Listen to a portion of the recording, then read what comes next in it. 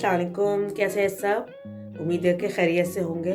बोरा गुजरात की रेसिपी में खुशामदीद। आज मैं रजब के हवाले से खीर और नए आने वालों से गुजारिश है कि मेरे चैनल को सब्सक्राइब कर दें। चलिए जी, बनाते हैं रजब के हवाले से खीर। बिस्मिल्लाहिर्रहमानिर्रहीम। मैंने आधा के करीब जो है मैंने चावल लिए थे, जिसको भिगो दिया था और उसको इस तरह से मैंने तोड़ भी दिया है हाथों से। और इसके अलावा है बादाम, कंडेंस्ड मिल्क, ये आप किसी भी कंपनी का ले सकते हैं। इसके अलावा कुटे हुए बादाम है, इलायची है और ज़ाफ़रान है। इलायची भी मैंने छिल ली थी। यहाँ मैंने 1 किलो जो है दूध लिया है, खुला दूध लिया है। इसमें उबाल आ जाएगा तो हम बाकी चीज़ें शामिल कर देंगे।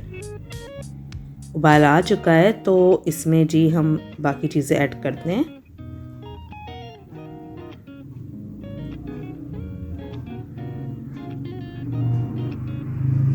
सबसे पहले मैं इसमें डाल रही हूँ चावल।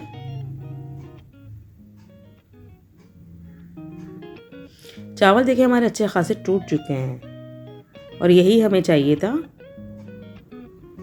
हम कोई भी मशीन या जो है कुछ और यूज़ नहीं करेंगे। इसके अलावा कुटे हुए बादाम, इलायची, ये 4 से 5 अदद ली थी, ज़ाफ़रान जो मैंने 10 मिनट पहले भिगो दिया था। इसे बहुत अच्छा सा कलर न छोड़ा है। इन सबको भी शामिल कर देंगे और चम्मच की मदद से हम इन सबको मिक्स कर देंगे। अब हल्की आंच पे इसको तकरीबन आधा घंटा इसको पकाना है। आधे घंटे के बाद जब ये दूध हमारा कम हो जाएगा तो फिर हम इसके अंदर कंडेंस्ड मिल्क डाल देंगे। अच्छा जी, बीच बीच में मैं जो है ये जो है आलू मैश करने वाला जो होता है, इस तरह का चमचा है जो है, मैं इससे मैश करती रहूँगी चावलों को अच्छे से। इस तरह से चावल हमारे मज़ीद टूट जाएंगे तो हमें जो है इसको मज़ीद जो है वो ग्राइंड करने की ज़रूरत नहीं पड़ेगी मशीन से। ये हाथों का ही काम हो जाएगा, क्योंकि चावल बहुत बारीक हो जाते तो मज़ा नहीं देते। इससे ये जो है हमारे बिल्कुल बारीक नहीं होंगे, थोड़े से चावल महसूस भी होंगे तो बहुत खाने में मज़े के लगेंगे। अब चावल चेक कर लेते हैं। देखिए बिल्कुल आराम से ये मैश हो गए। इसका मतलब चावल तो हमारे अच्छे से जो है वो पक गए। अब मैं 4 चम्मच जो है ये इसमें डाल रही हूँ। आप चाहे तो 5 और 6 जितने आपको मीठा करना हो आप उतना कर सकते हैं। वैसे 6 के बाद तो ये बहुत ही मीठा हो जाएगा, तो नॉर्मली 4 से आप 5 ही डालिएगा।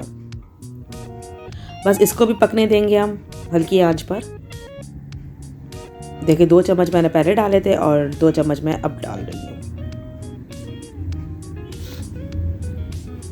ये बिल्कुल रबड़ी की लगेंगी आपको खाने में, इतने मज़े की लगेंगी कि आपने इससे पहले कभी नहीं बनाई होगी।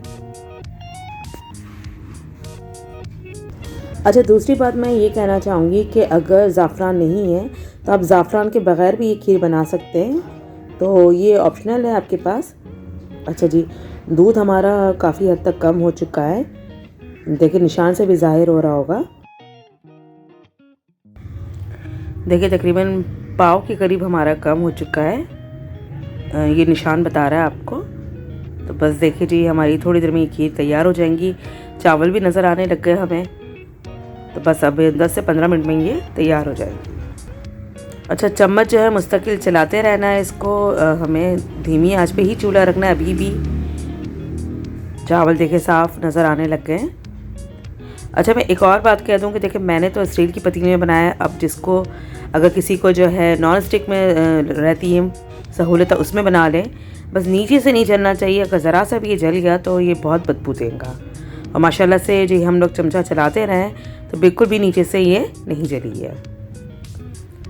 बस अब इसको जो है हम लोग डिश आउट कर लेते हैं। देखिए मज़ेदार सी हमारी खीर तैयार हो चुकी है। इसे पूरी के साथ सर्व करें या वैसे ही ठंडी करके खाएं, दोनों सूरतों में बहुत मज़े की लगती है।